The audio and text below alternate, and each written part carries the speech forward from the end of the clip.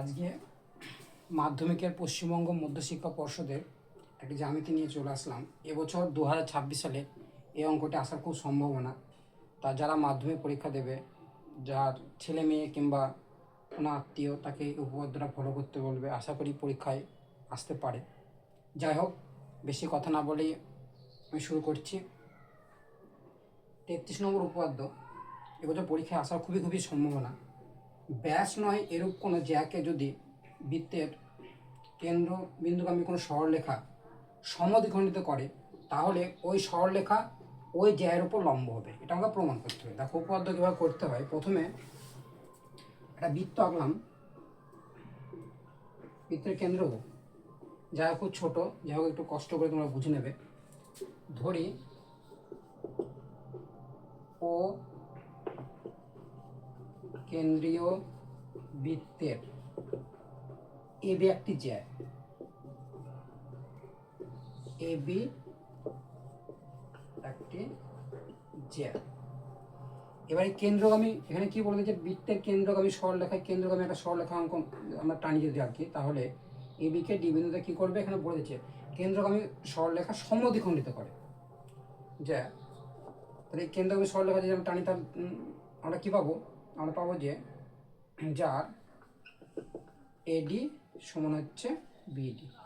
কারণটা কি বলতো, ডি হচ্ছে এবি এর মধ্যবিন্দু, ডি এবি এর মধ্যবিন্দু। জায়গা খুব সংকীর্ণ, তার জন্য এভাবে করতে হচ্ছে। এবার তাহলে ওই সমদ্বিখণ্ডিত করে, তাহলে ওই সরলরেখার উপর ওই তাহলে ওই সরলরেখা এই সরলরেখাটাই জ্যায়ের উপর লম্ব হবে, এটা প্রমাণ করতে হবে। তাহলে প্রমাণ করতে হবে কি প্রমাণ করতে হবে? যে ওডি লম্ব কার উপর লম্ব? এবি এর উপর লম্ব। এখানে আমরা অঙ্কন করে নেব। অঙ্কন দেখো, এও আর ওবি যুক্ত করলাম, এও আর ওবি যুক্ত করলাম, এ কমা ও বি যুক্ত করলাম। তাহলে এই পর্যন্ত। এবার দেখো নেক্সট প্রমাণটা কী করবো। প্রমাণটা খুবই সোজা। দেখো তোমরা দেখে নাও।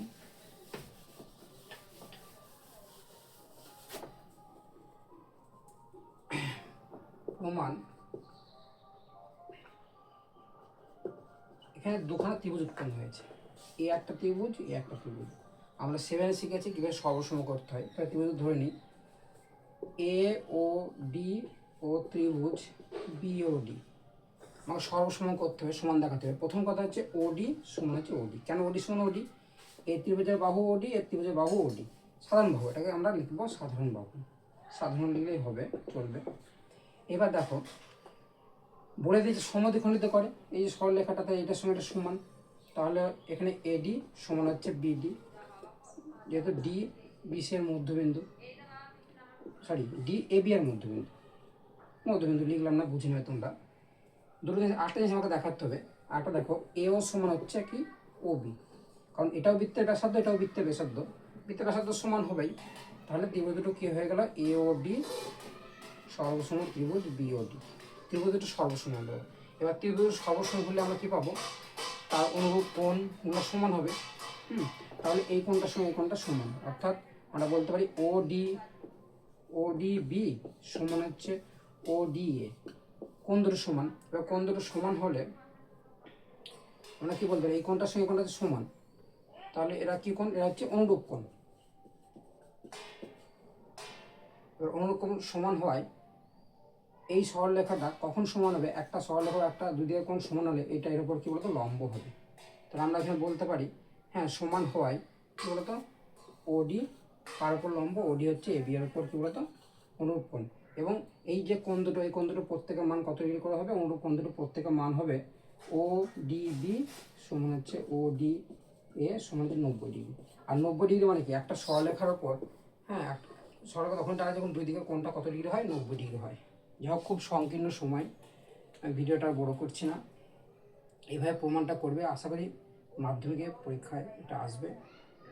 এরকম আমি মাধ্যমিকের সম্ভাব্য যেগুলো আসবে আমাদের পশ্চিমবঙ্গ মধ্যশিক্ষা পর্ষদে, আমি একের পর এক সব কিছু জ্যামিতিগুলো করে দেব এবং অঙ্কও করে দেব। যাই হোক, আজ এই পর্যন্তই। আসি, টাটা, বাই।